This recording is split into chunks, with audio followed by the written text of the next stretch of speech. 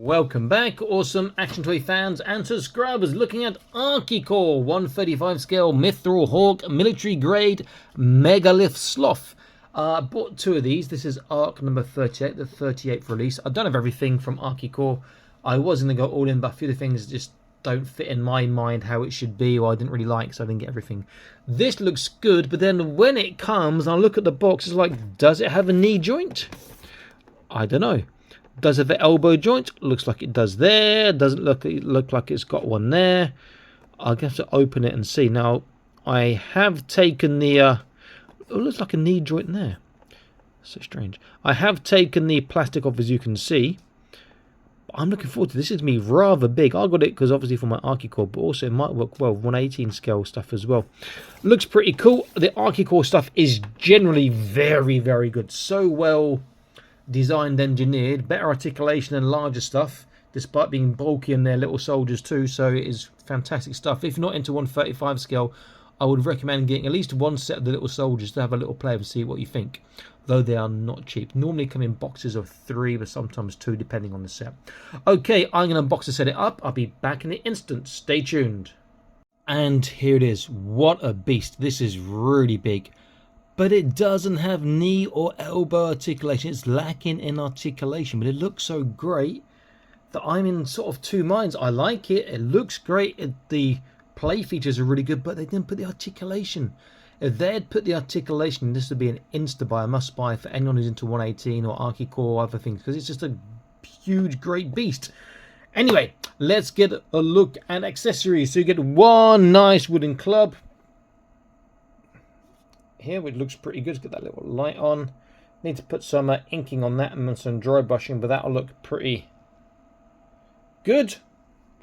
You get this double spear launch. I'm not sure how it launches since there's no rocket propelled system on them. I think these are the same ones we saw on their what's it called, not catapult, the other thing, their launcher, which I've reviewed before. I'll put a link to that in the top right, and that attaches on the back of him. He's got little crosshairs, you can see there. You get this, do this part first, the little carriage part which the figures can go in. You get this awesome gun of ammo. You get spare ammo, but that spare ammo doesn't plug in, it's just for the look. The gun itself though is so good for 118. Very, very nice. This ammo can does come out, see little bullets there, and a nice drilled barrel. It's so cool. Look at how that's got 118 a bit later on. And then you get these two, I don't know what they would be called, multi-grenades or something. I guess these launch out of this, maybe? I don't know. I mean, in the actual, nope, doesn't really fit in there, unfortunately. I like these, I guess they're grenades, but there's no way for them to fit in. They don't fit in the holes here. And there's not enough space for 2 of them in these parts here. So I guess you're going to put one in here somehow, whether like that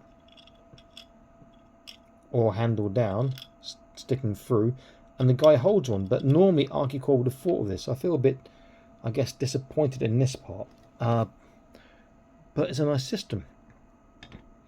And then we have the Sloth itself. Please consider joining the Patreon, link on the top right of the screen now. Get to see all the videos before they're published on YouTube, exclusive content from time to time, and also prized awesome time to time too, including the next one happening in September 2024, next month. So let's get a look at our Sloth. He feels quite hollow. Good features. One eye's been sort of scarred, cut over. He does have some articulation, but not a huge amount. I guess I could put the grenades in there. I guess I'll do that later on. And loads of sort of parts where you can plug things in. Now, this is actually loose, so I'm guessing it comes out. I say loose, I think it's stuck to his back there. Yeah, there's a clip to his back just there. You could take that off in theory once you're just a big lumbering monster.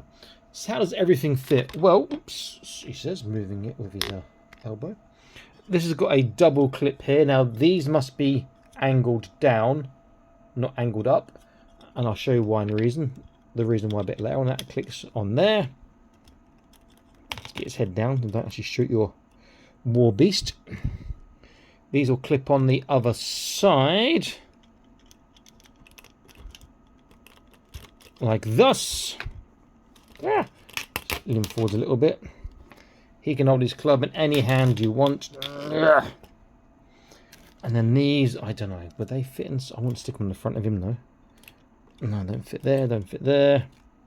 Do they fit in the back? No, just stick them in there for now.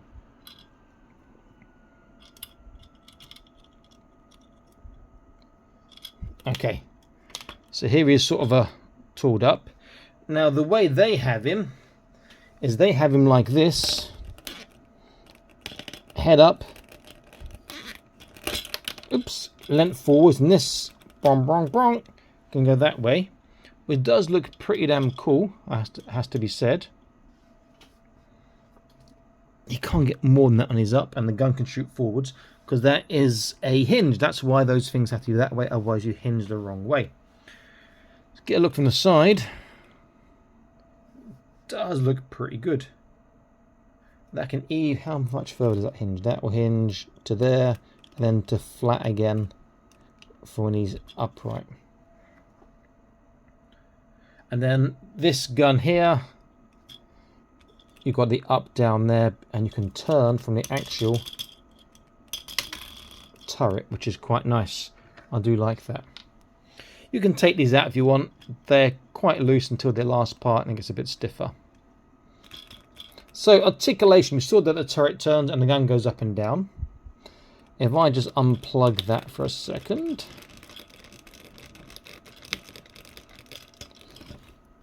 And unplug this one. And look at our Sloth.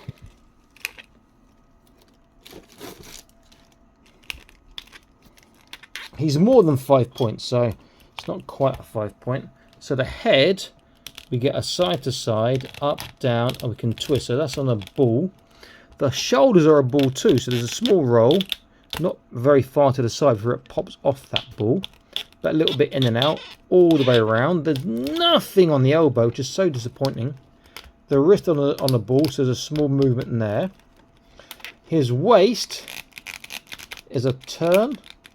I'm not getting anything else on his waist, but it's a small turn.